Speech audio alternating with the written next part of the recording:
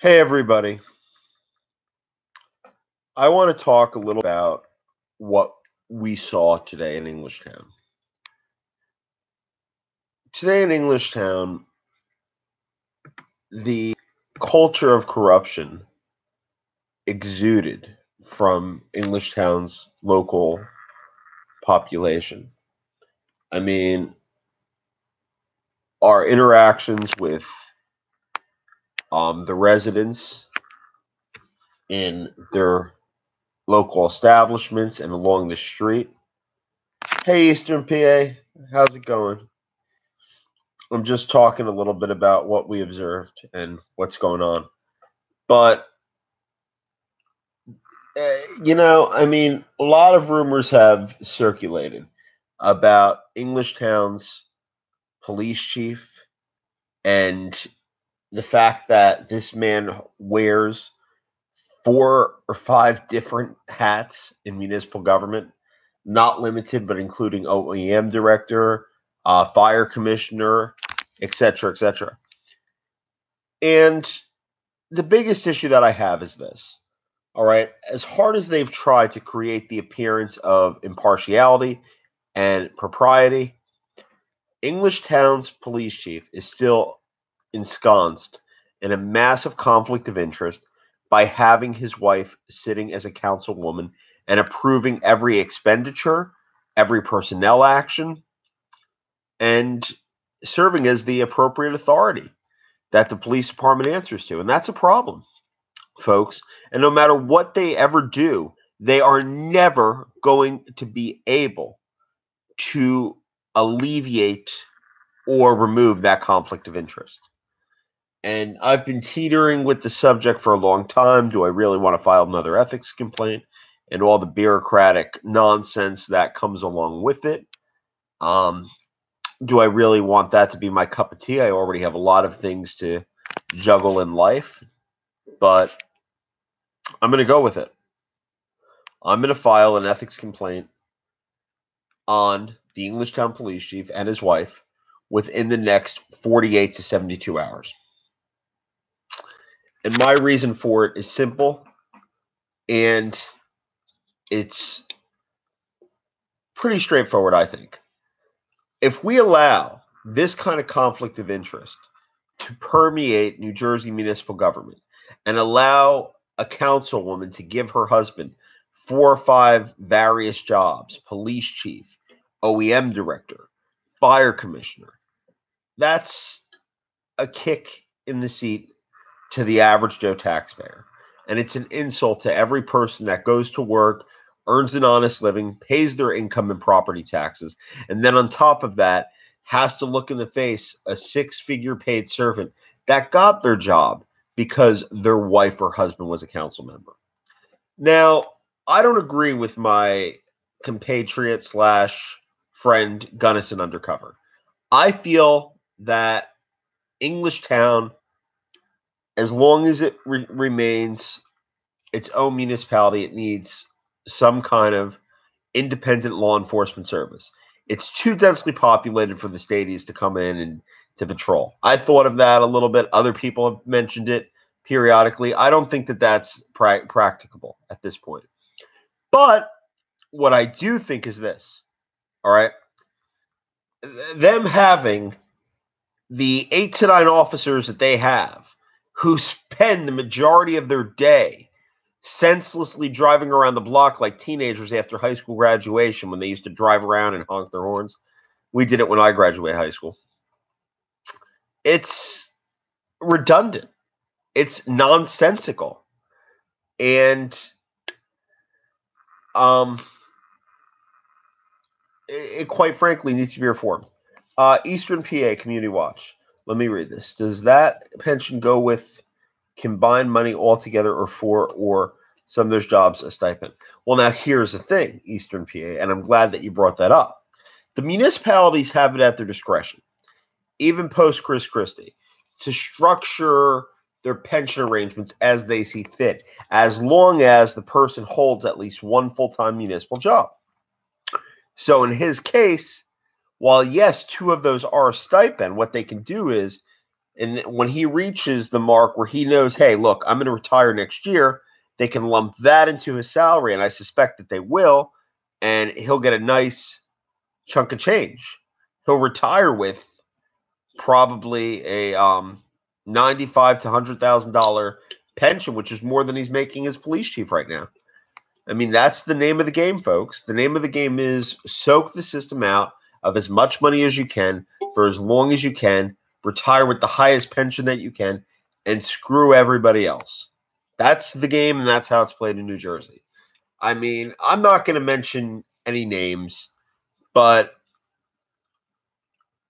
it would be unethical for me to say, look, I'm pulling this all out of thin air. I saw it today. I observed it today. All right. And I've spoken with people that have worked with the Englishtown police chief for years. Okay. People that have known him for years. People that have known him and his wife for years. I mean, these people, they're as bad as the Clintons, you know? I mean, they have their own husband and wife scam going on in small town America. And for them to think that everybody's just going to nod and wink in obeyance, it's not going to work out that way.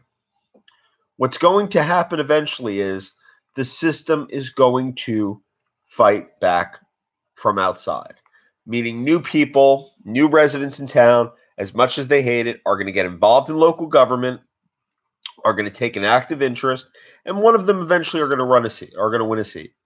And and that totally shakes up the balance of power. Because from whatever I've seen in all these small towns, they're run in a way that is multi-generational. Okay, your father was the mayor, you're the mayor. Your father was DPW director. Ultimately, you become DPW director. Your father was a police chief. Okay, you're a cop. You're going to work your way up the ranks. And and that's a problem, because when you work in that kind of system, what it does first off is it undermines a meritocracy, which America is supposed to be based on. All right. And second of all, it undermines the concept of hard work. All right. Why is anybody going to work hard if they know that anything's going to come right to them? All right. In Englishtown, for a police department that has under a dozen police officers, 3 hold supervisors ranks, folks. Okay. That means that between the chief and the 2 sergeants, that's $40,000 in raises, folks. Where do you think that money's going to come? I mean, Englishtown is such a densely packed municipality. It may only mean another $125 raise every year on an already burdened taxpayer. But that's where it's going to come. It's going to come right out of the taxpayers' pockets. And the biggest thing that I'm having a hard time grappling with is this. Not the inefficiency of small town law enforcement, which we've seen in Englishtown. We've seen it up north in Sussex and Warren counties. We've seen it down south in Cumberland and Cape May counties to a lesser degree. But how do we replace it? What do we replace it with?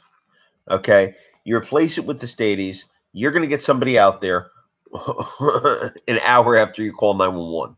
Manalapan, if they eliminate the police department, Manalapan's going to want someone to take over the services, but they're also not going to give the type of service that you're paying for, because they have their own town to take care of.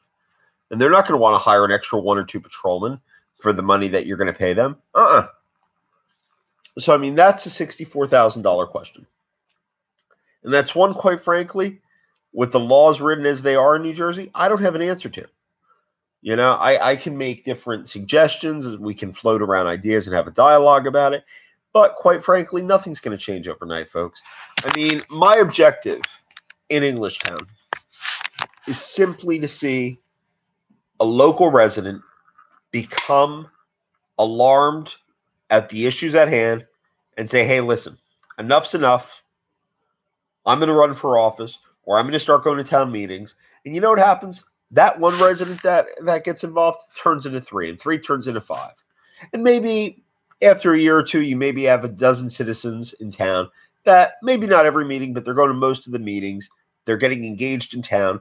And all of a sudden, you can't get away with the crap that you're getting away with.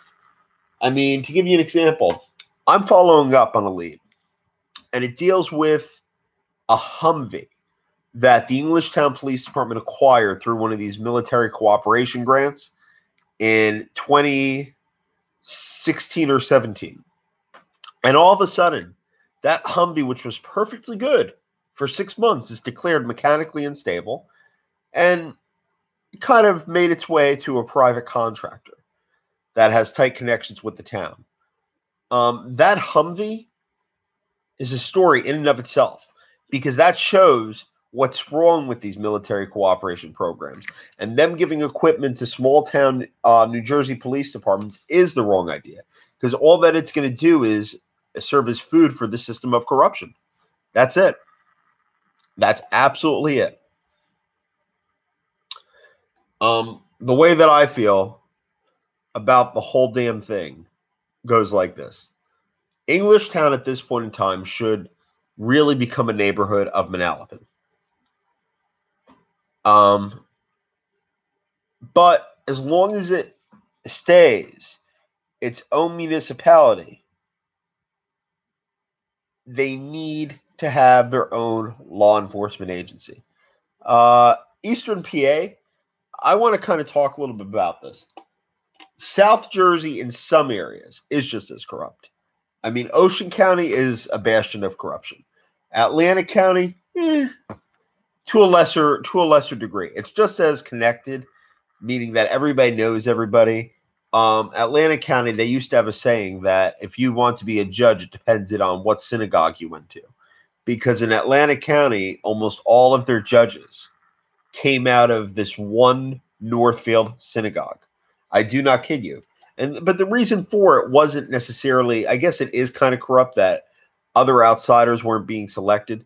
But the primary reason why Atlantic County selected its judges that way was that the politicians, the majority of the powerful ones, attended that synagogue. So what would happen would be you would develop a relationship with a certain local lawyer. You would see him getting older in life into his late 40s and early 50s and say, hey, look, Jim's a really nice guy. We got to do something for Jim. Or Abe is an honest guy.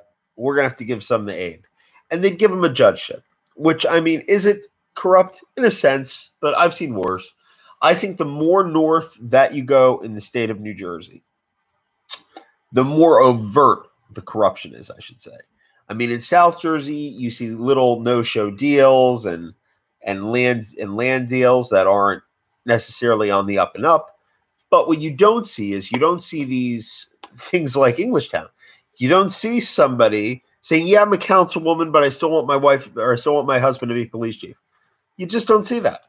You know, people are a little bit more in tuned in South Jersey. If that went on in Collingswood or Vineland, the people would be enraged. Within a day, somebody would be doing what I'm about to do now, file an ethics complaint. You know? I mean, it's ridiculous. It really is. I've always felt that way, Eastern PA. I've always felt that way. South Jersey pays for North, but not all North. South Jersey pays for Northeastern New Jersey. I mean, Northwestern New Jersey, it's still basically the New Jersey Highlands. I mean, you have a lot of little towns in Sussex, Warren, and to a lesser degree, Hunterdon County that need to be preserved. And the easiest and most efficient way to preserve rural New Jersey is municipal consolidation. Okay? Until we can get 565 down to 400 or 300, we're doomed. The state's done. Okay? Because all these little towns like Englishtown are bankrupting the state pension system. I mean, Englishtown's right now, they're going to get one retirement in the next 5 years. That's going to cost the average New Jersey taxpayer $85,000. How much money do you think Englishtown's paid for that person into the retirement fund? Maybe $35,000, $40,000 tops. It's a sham, folks. It's a sham. The state pension system, it's going to implode. But it's not going to implode for the reason that people think. It's not going to implode solely because cops and firemen make too much money. It's going to implode because we've created all these little towns that are mini fiefdoms with their own kings and their own armies. And the system can't afford it anymore. I mean, right now, Somerset County has 21 towns. Okay, out of the 21 towns, 19 have their own police department. What do you think happens when a police sergeant or a police lieutenant retires that was making $1.50 and $1.60, and right now all of a sudden now the state has to take on a $120,000 burden? The municipal burden ends altogether when the person retires and takes a pension, and now it's a state issue. Okay, and under Christie, the state got a little bit better, meaning that the state required municipalities to pay maybe 1.5% more than what they were paying into people's pensions. But Englishtown, New Jersey, with their police department and their municipal setup, I'm going to keep hammering away at it, is the reason why the state pension system will implode. That towns exactly like that one. Green Leader, I want to take over what you just said or touch upon it at least.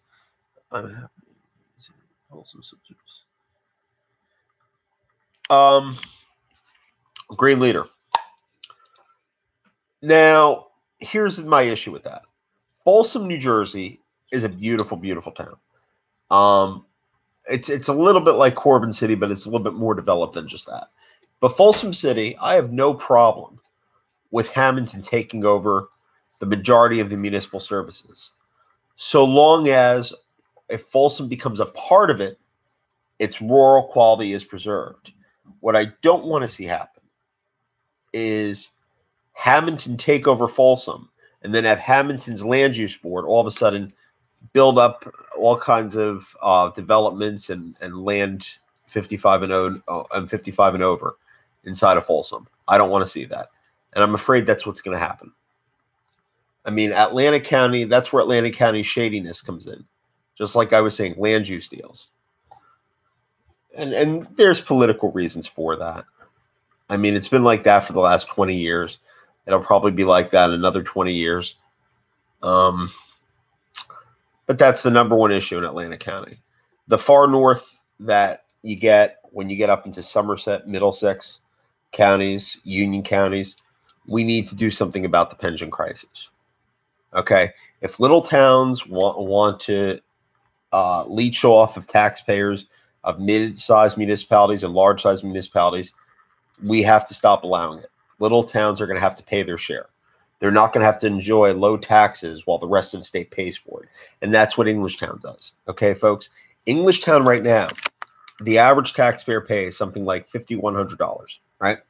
What do you think happens if Englishtown became part of Manalapan tomorrow? I'll tell you what will happen. Englishtown would have to pay a municipal tax rate, which is 15 to 20% higher. So the average Englishtown taxpayer would be at almost $6,000. That's almost another $1,000.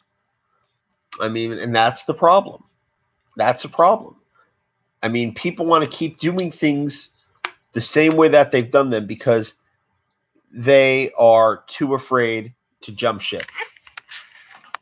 You know?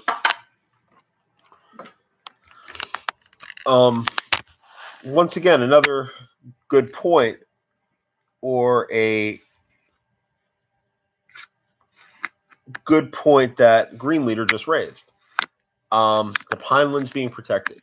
That's not true. You know, I would love to pretend that's true, but they're not. What happens with the Pinelands is that development has to go through so many stages that the growth of land development is slowed down 10 to 20 times slower than what it would be if it was an unprotected zone. The municipal level has to approve it. Then the State Pinelands Commission has to approve it. The State Pinelands Commission approves it. Technically, the governor and the secretary of DEP can veto it. There's so many layers. There's so many different surveys that have to be performed, and biological impact tests and ecological tests. It's a pain in the ass to develop, but it's not impossible. And we're starting to see a lot of land in Mullica Township go up to sale.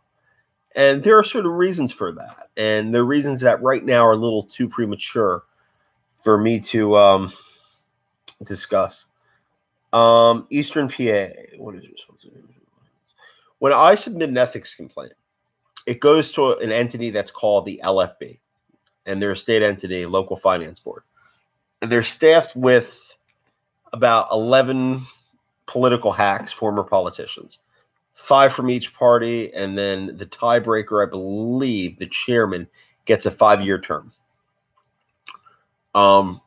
They send out the fact-finding part of it to an administrative law judge who makes determinations of law as to the facts.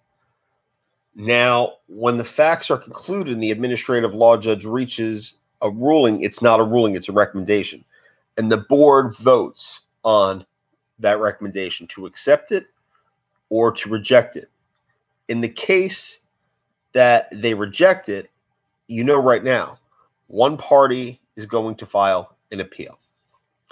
And when a party files an appeal, it goes up to the appellate division of Superior Court.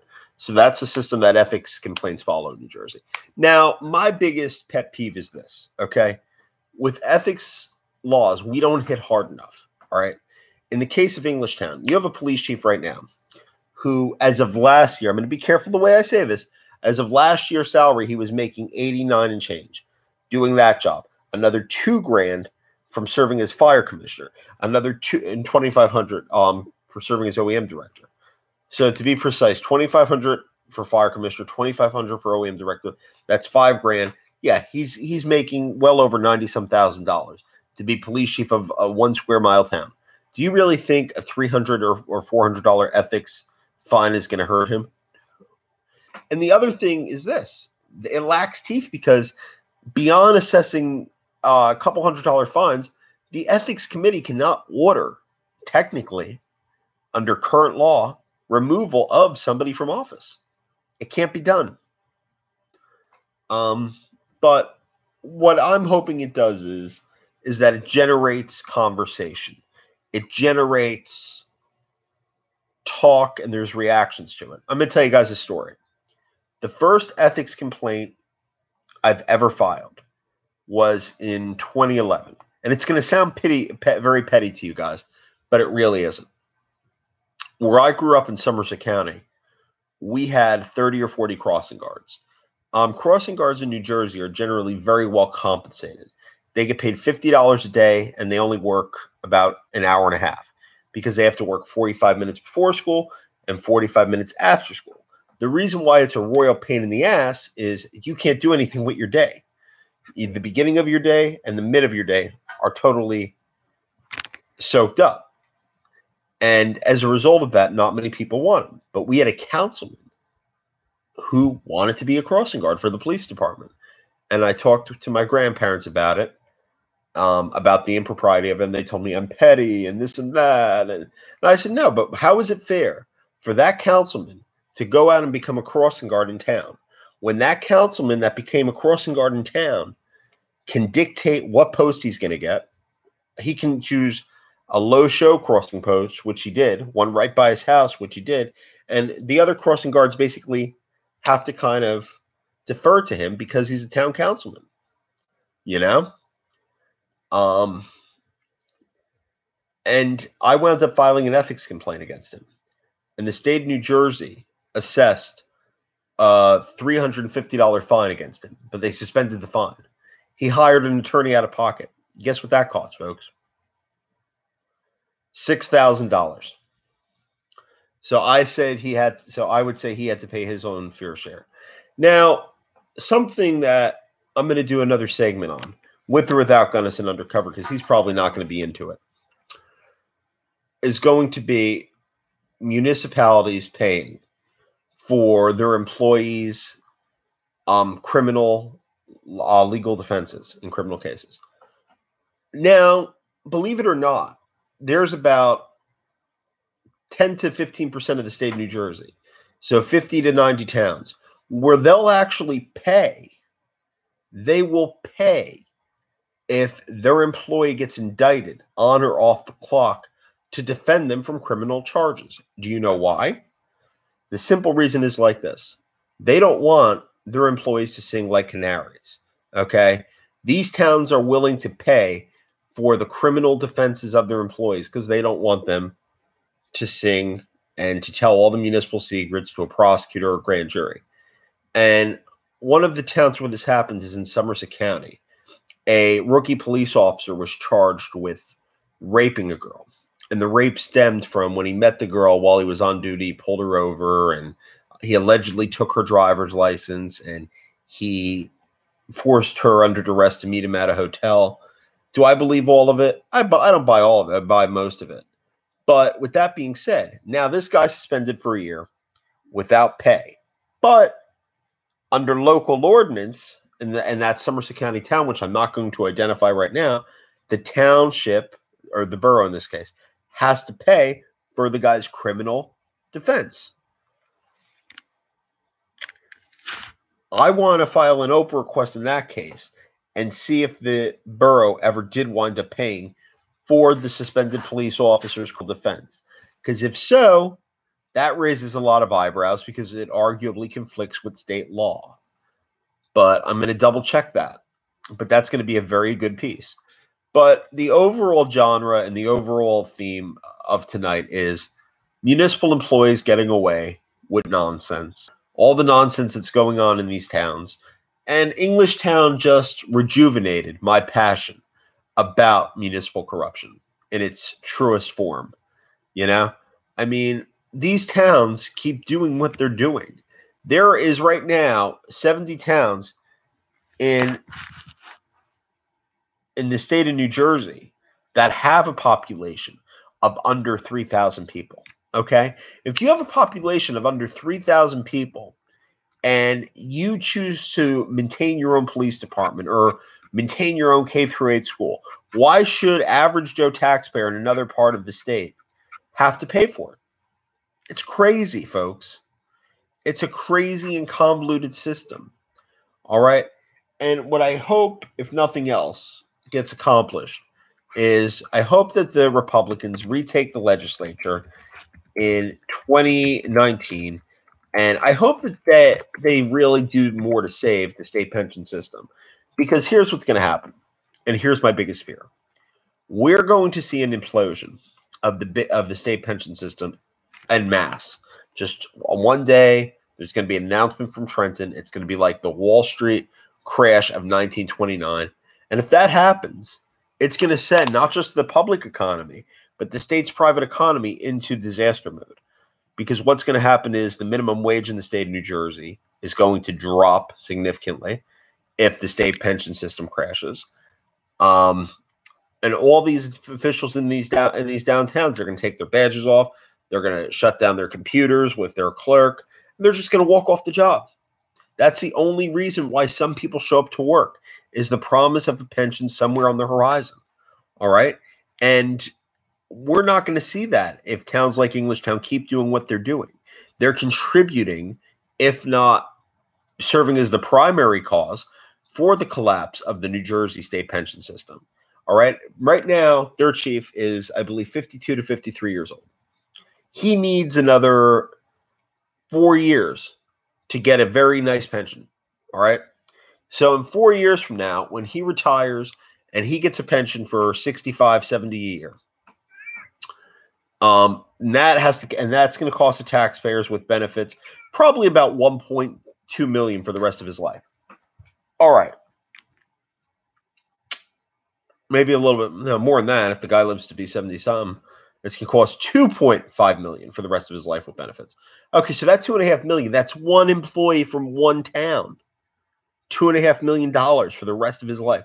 One employee from 1 square mile town that's making, in the bigger scheme of things, a very average to modest pay.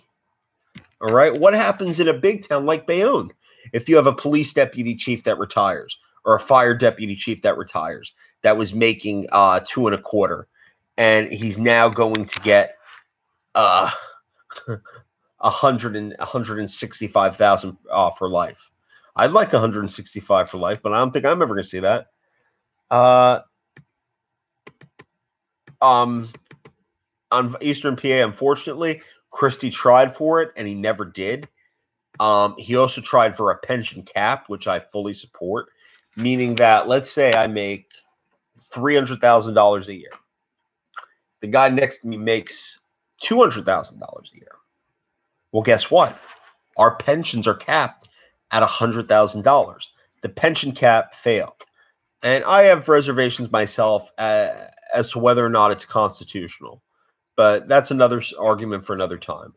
But the issue is that nothing has changed. All right. Chris Christie did everything he could, and for that, he's a hero. He really did everything he could to save the system. And unfortunately, the Democrats in Trenton didn't want to do anything about it. And there's even certain Republican lawmakers that have profited greatly off New Jersey's system of corruption. I can think of right now about 4 to 6 lawmakers in both chambers, Senate and Assembly, that they either hold municipal contracts as consultants or as town attorneys or town prosecutors. And these contracts, mind you, they're not modest contracts for 5 or 10 grand. These are contracts that each one probably probably gobbles up $150,000 or $100,000. I mean, that's still a lot of money.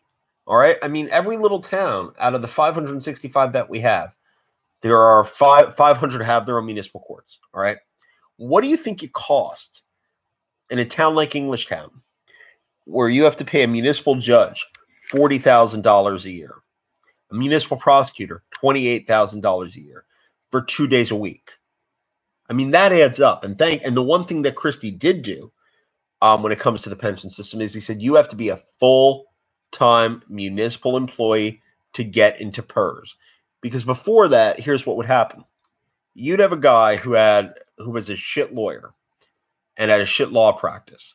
And that guy would serve as township judge in Belmar, Lake Como, Spring Lakes, Spring Lake Heights, Neptune Township, Neptune City, Tinnon Falls. So 7 or 8 towns he would have. All right. Each town would be paying him $30,000 to $40,000 a year. So that guy'd be making $320,000 to $340,000 just to slam the gavel and say guilty, guilty, guilty. And that guy, how often do you think he's gonna find somebody not guilty when he has almost $320,000, which is pensionable, on the line? He's never going to find somebody not guilty. And that's been the argument for years about New Jersey's municipal court system. You can't expect judicial independence. I mean, just recently, I live in Burlington County. Just recently, there was a town down 130, and it starts with a D. And they have their own Facebook page, their own Instagram page, the police department. And on it, they showed their cops attending their entire police department attended the retirement dinner of a municipal court judge. That bothers me. That really bothers me, because that means every time that anybody ever got arrested or anybody ever got a ticket, they never got a fair day in court. Okay? And it's so easy to say, okay, well, this is just township court. I'm going to appeal this guy's ruling or that guy's ruling. Do you folks know what it costs to appeal a ruling in the state of New Jersey? About $3,000 to $5,000. And that's without legal fees. Okay, you have to get the transcripts. Okay, after you get the transcripts, they have to be transcribed into transcripts from the recording.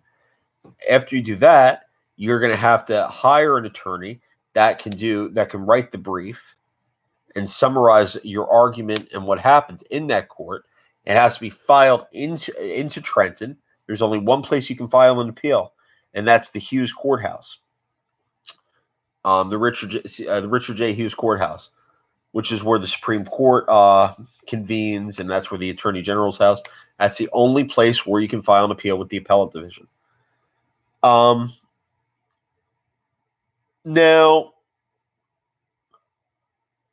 how realistic does it make it for me, the average Joe that makes $30,000 to $50,000 a year, to file an appeal for $5,000 over a speeding ticket or DUI? If I would be screwed, folks. You would be screwed, most of you. Okay? And even if you file that appeal, you think you're going to win? No. I had a friend not too long ago who found herself in a mess in Atlantic County in a DUI case. And the municipal court judge, he wasn't corrupt. He was an imbecile. He really was. The guy was an absolute incompetent imbecile. So we tried, meaning what little I could do, So she tried to file what's called an interlocutory appeal, and what that means is you file the appeal while the case is still ongoing. The trial judge at the Superior Court level, which municipal court appeals are heard at, was the former Atlanta County Deputy Counsel. I mean, is that really letting the fox into the chicken's nest or what? Because that Atlanta County Deputy Counsel had worked in the same firm as the municipal court judge. And then when he worked at the county counsel's office, the county attorney's office, he had basically argued before that municipal court judge. They shared towns where they both had government contracts. They knew the same people. So he did whatever he could to thwart her appeal. And that's the problem. And the problem becomes at some point in time, too. With our judiciary, we're appointing people based on their political connections rather than their legal qualifications. And that comment is in no way, shape, or form directed at the Kavanaugh nomination or any ongoing political issue. It's just the reality of things in the state of New Jersey, that we have judges on the bench that are making up the law as quick as they can think it up. All right? They're more creative than they are analytical. And that's a problem, folks. Okay? Because judges are not there to be gods and law lords. Judges are there to interpret and apply the law as it is written by the state legislature. Okay? And the more that this happens over time and you have judges making up the laws as they go along, what it's going to do is it's going to derail the public faith in New Jersey's state judiciary. Okay? I mean, for us right now to take a guy who's 60 years old and say, you can be a judge there, Freddie, and Freddie serves 10 years till his 70th birthday, and then he gets $100,000 a year for the rest of his life, that's a problem. And that incentivizes people to go into judging and to enter the judiciary for the wrong reasons. I have a plan to combat that issue too. And the easiest way to combat New Jersey's overpriced and inefficient and even downright incompetent judiciary is to adopt a magisterial system. And that's exactly what happens on the federal level. What happens is, rather than have a superior court judge for every small claims issue, every child support hearing, all these minute little issues, a magistrate sits who's a lawyer that's appointed to serve as a deputy judge for maybe 2 or 3 years. That's how long his appointment is. And he handles hearings. All right? He'll handle the hearings. He'll make a recommendation for judgment. The judge will either adopt that recommendation or he will reject it. But at least now you stand a fair shot, because that magistrate, along with his credibility, has a lot to lose. A tenured judge in the state of New Jersey who's 5 to 6 years away from his pension, if he issues an idiotic ruling, he has nothing to lose, folks. Okay? I mean, I've seen the biggest idiots of all get promoted from trial judgeships into the state appellate's division, which is another conflict of interest. And the way that people become appeals court judges in the state of New Jersey is ludicrous. It's up to one person, and it's not the governor. It's not your state Senate president. It's one person that nobody ever voted for. The Chief Justice of the state Supreme Court has the unilateral power to say, hey, I like you, John. You're now an appeals court judge.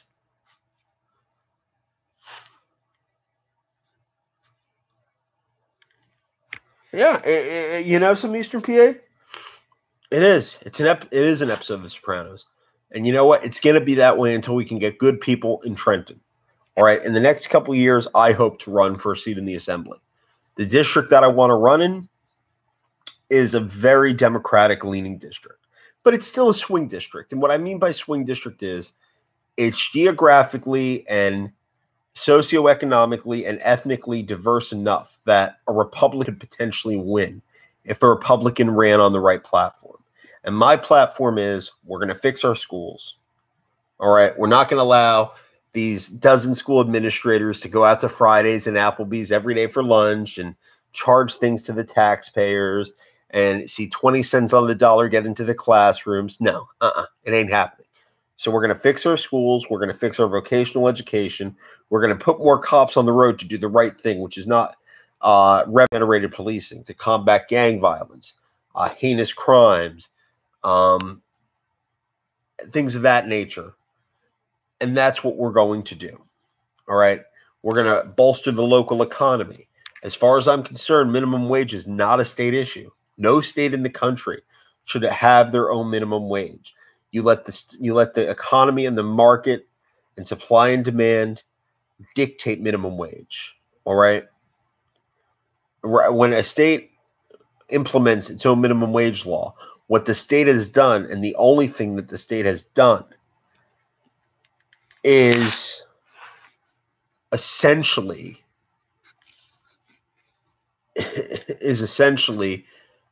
affect the economy beyond its borders. I've never felt that state minimum wage laws were constitutional, and I still don't.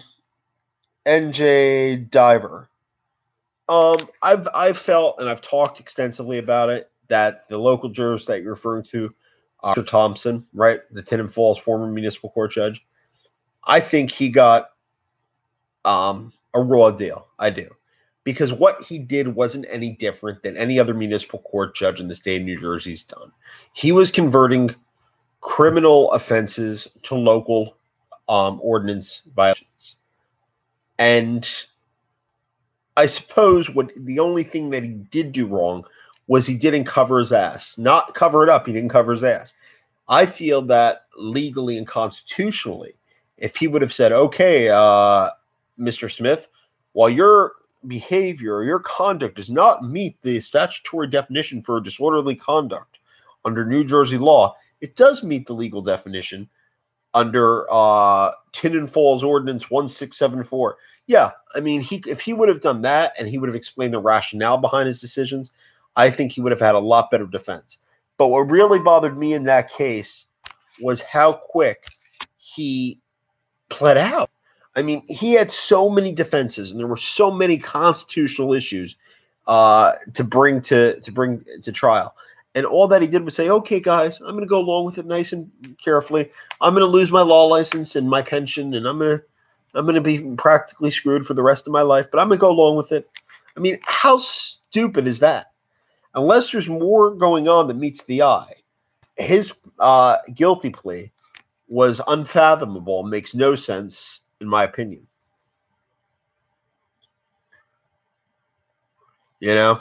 I mean, but the average New Jersey voter, the average New Jersey resident, won't have an easier life, and they won't have more say in Trenton until we can reduce the number of municipalities, folks. All right? Once the number 565 gets down to 400, life will be a lot better in the Garden State. All right? Towns like Shrewsbury Township, which is what? A quarter of a square mile? I mean, towns like in Atlantic County, I'm not going to use Port Republic because that's an unfair example. Corbin City. That's a good example. Corbin City. I mean, that's another issue. That's a town that shouldn't be in existence. All right? People don't want to hear this because it's not popular. It doesn't resonate with the average person. Oh, he's going to go after municipal consolidation. But, you know, folks, at the end of the day, the more fat that we can trim from the steak and do it in a way that leaves the meat on the steak just as delicious makes New Jersey a better state to live in. Okay? Because this current thing ain't working out. All right? I've seen firsthand in our school districts, okay, the levels of bureaucracy that pervades the day-to-day operation. The right hand and the left hand aren't in sync, and the feet can't even walk. And that's just the cold, hard reality of New Jersey government. I'll repeat. The right hand and the left hand aren't in sync, and the feet can't even walk. I mean, a couple years ago, about a year ago, there was an article from Elmer, New Jersey, about a police lieutenant that had some way been forced off of the Vineland or Millville Police Department. This gets good because he pled guilty to beating the crap out of his girlfriend. He expunged that conviction, which legally he can do. And the Elmer police chief, who was shorthanded, saw fit to hire him. And hey, I think his name was Steve or John. Steve was such a great employee. He made Steve the second in command of the department within 3 years. Yeah, I mean, it's crazy. The stuff that's going on in these little towns. And you're never gonna create transparency in these towns, folks. And I'll tell you why. Okay, if you have a town that's that's half a square mile, all right, 3/4 square mile, in that range, and your neighbor lives 4 houses in from the police chief, and the fire chief lives a 3 houses down the street that way, and everybody lives on top of each other. Do you think that you're going to be able to bring it up to bear so that everybody in the community has knowledge if that person does something wrong and you have to face that person in church the next day? Do you think the police department's going to enforce the laws as vigorously and efficiently and honestly as they should, or as ethically as they should, if they have to look that person in the eye at church the next Sunday? That's the problem, folks. All these small towns where everybody's connected, I don't think people start out looking to be corrupt, or people don't start out looking to be dishonest. But what ultimately happens, folks, is that the close nature of the municipal officials and these little towns promotes a culture of opaqueness and a culture of corruption. And that's never going to change as long as we have all these quarter square mile towns. Gunnison. No transparency, but can we build bridges? Gunnison is a guy, I love Gunnison. I do. But we don't agree. And we don't agree on big issues. Like, I don't agree, like with Englishtown, that getting rid of the police department is the right answer. I think that in the 5% of instances that something's going to happen, those people are going to be SOL without a cop to come. But in the same token, is it really right to have a municipal police chief that lives next door to the mayor and is married to the councilwoman? Hell no. Somebody else should have been chosen for that position. Somebody that's less partial and less biased, and somebody that's, more importantly, less connected and can do the job neutrally and impartially. Because right now, as things stand, folks, okay, these little towns like Englishtown and Shiloh and Elmer and Dunellen, they're killing the state. Well, guys, I'll see you. Catch it on the flip side. Nature calls, and so does the wife.